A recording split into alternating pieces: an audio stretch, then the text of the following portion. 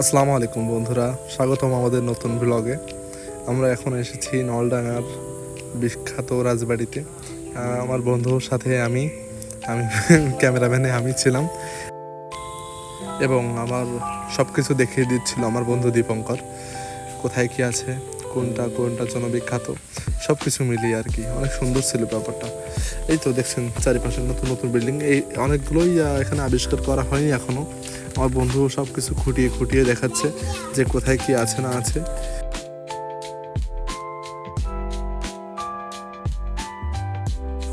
এখানে যে অনেকগুলো যারা যারা প্রতিষ্ঠিত করেছে বা যারা ওদের কাজে সাহায্য করেছে তাদের নাম লেখা আছে। আর এখানে আশেপাশে তেমন কিছুই ওইরকমভাবে দর্শনার্থী প্লেস হিসেবে পুরাতন বিল্ডিংগুলো ছাড়া ওইরকম কোনো কিছু নেই। নিচে এক ভাই শরবত বেচছিল, আমরা তার কাছ থেকে একটু পানি খেলাম, আমরা কয়েকজন বন্ধু মিলে।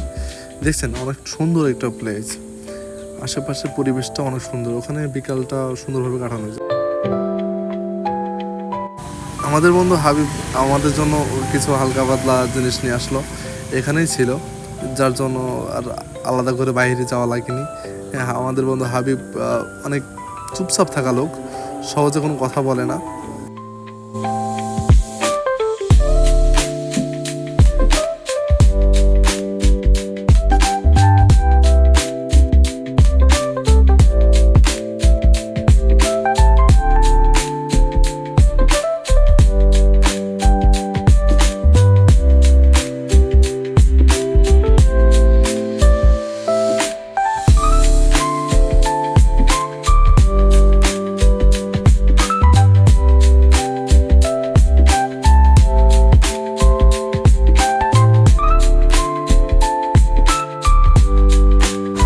আমরা এখন রওনা দিচ্ছি এখান থেকে একদম ডিরেক্টলি সুইতলা মলে করে যাওয়ার উদ্দেশ্যে।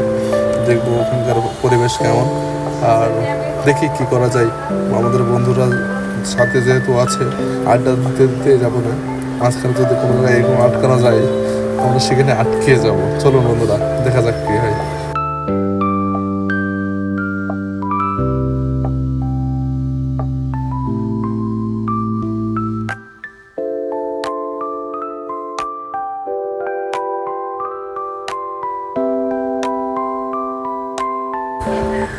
আমরা এখন আগাচ্ছি ওই নলডাঙ্গার বিখ্যাত পাতা পার্কের ওইদিকে আবার অনেক সুন্দর সুন্দর মানুষজন থাকে। দেখতেছি যে না, ক্লোজ করা রয়েছে, বন্ধ রয়েছে, এই জন্য আমরা ভেতরে ঢুকতে পারলাম না, আমরা ঘুরে যাচ্ছি।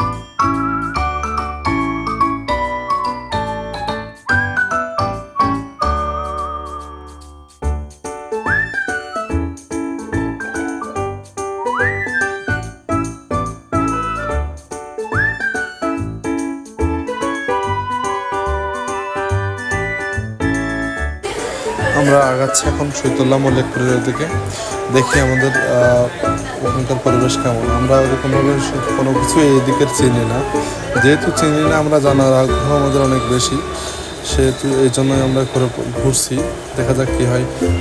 ওখানকার পরিবেশগুলো অনেক সুন্দর, গাছগুলো অনেক বড় বড় আর অনেক বয়স। তবে হ্যাঁ বন্ধুরা, এখানে কিন্তু অনেক মশা, আসার সময় মশার কয়েল নিয়ে আসলে মানে বেশি ভালো হবে। আমাদের যে পরিমাণ মশাই কামড়াইছিল তা এখনো ভোলার না। তবে আসেন, আপনারা এখানে আসলে ঘুরতে পারবেন, বেশ সুন্দর জায়গা, উপভোগ করার মতো জায়গা। আপনারা হয়তো বা অনেক কিছু দেখতে পারবেন না, তবে এর থেকে অনেক কিছু শিখতে পারবেন যা আমরা সাধারণত বাড়ি বসে শেখা সম্ভব হয় না। আসুন, থ্যাংক ইউ, কিপ ওয়াচিং।